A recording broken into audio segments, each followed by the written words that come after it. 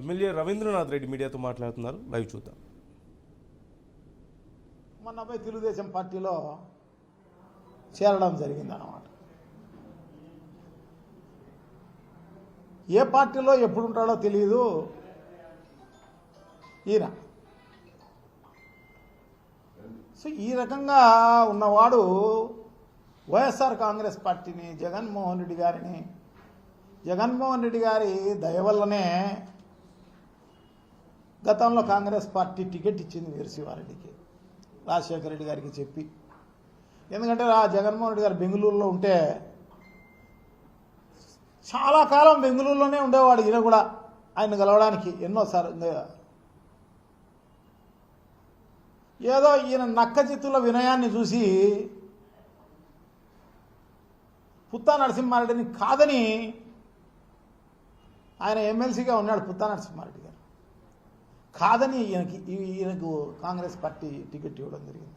ఆయన అది ఓర్చుకోలేక MLC resign చేసి తెలుగుదేశం పార్టీలో ఆయన నిలవడం జరిగింది. అప్పుడు మేమందరం కూడా ఈయనకు సపోర్ట్ చేయడం జరిగింది.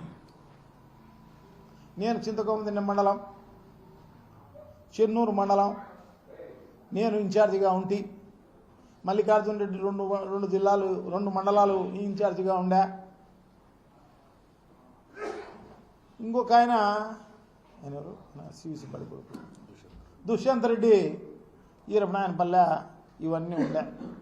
సో మేమందరము కష్టపడి ఏదో అక్కడికి తేవడము, లేకుంటే కొంత మెజార్టీ తీసుకొస్తే కమలాపురంలో ఆయనకు పెద్ద ఎత్తున మైనస్ వచ్చి 5,000 ఓట్లు కూడా రాలే అప్పుడు మెజారిటీ. సో ఈయన బెట్టింగ్ రాయడు మొత్తం పైన. ఇంకా మళ్ళా అదొక స్పెషల్ క్వాలిటీ. ఏడ బెట్టింగ్ ఉన్నా ఆయనే, ఎక్కడ భూములు ప్లాట్లు చేస్తానే ఈయన దానికి ప్లాట్లకు ఓనర్లుగా భాగస్వామిగా ఉంటాడు. పొద్దుటూరులో ప్లాట్లే, కడపలో ప్లాట్లే, ఇంకేడన్నా బెయ్యి. ఇది ఈయన చేసే కార్యక్రమం. ఈయన ఇంకొకరి గురించి, జగన్మోహన్ రెడ్డి గారి గురించి విమర్శించే, ఆయన చేరిన పార్టీ ఏంది? తెలుగుదేశం పార్టీ. ఆయన చేసే తెలుగుదేశం పార్టీ అని ఆయన 14.5 సంవత్సరం అధికారంలోకి ఉన్నాడు చంద్రబాబు నాయుడు గారు. 14.5 సంవత్సరంలో ఏమన్నా మంచి చేశాడా ఒక్కరికి? చంద్రబాబు నాయుడు గారు చేయలే. లేకుంటే ఒక ప్రాంతానికి మేలు చేశాడా? లేకుంటే ఒక కులానికి మేలు చేశాడా? చేయలే.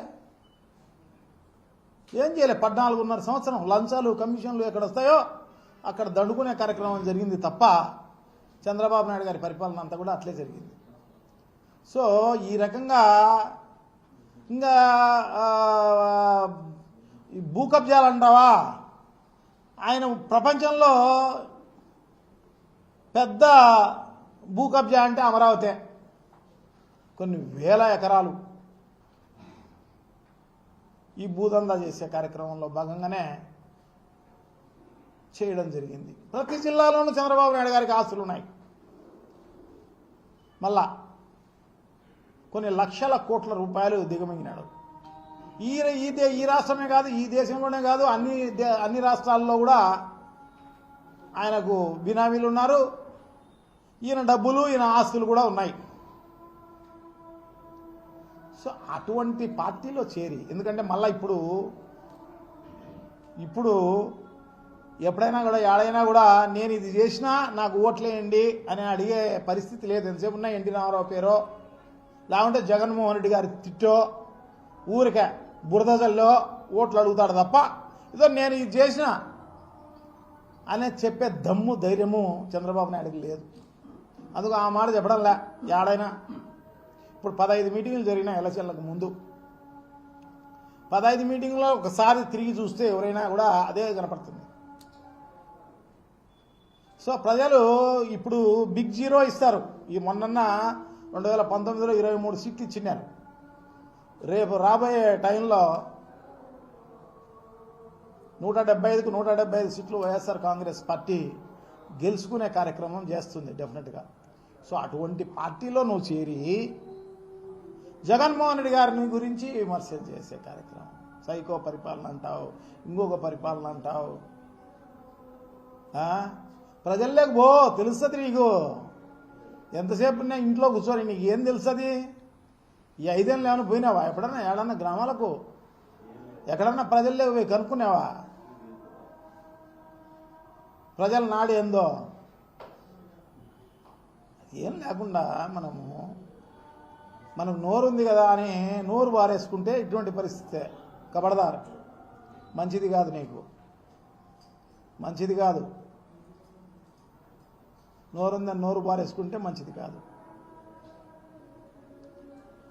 సో దీంతో పాటు నేను యాన్నో భూ కబ్జాలన్నీ చేసినానంట. ఎక్కడ చూపించమను, ఎక్కడ చూపించదురాయా? యాడికి వచ్చావో దా చూపించరాయా యాడ చేసినాను. ఒకవేళ నా దగ్గర డబ్బులు ఉండింటచ్చు, డబ్బులు ఉన్నప్పుడు కొనుక్కొని ఉండొచ్చు, తప్పులేదు దాంట్లో.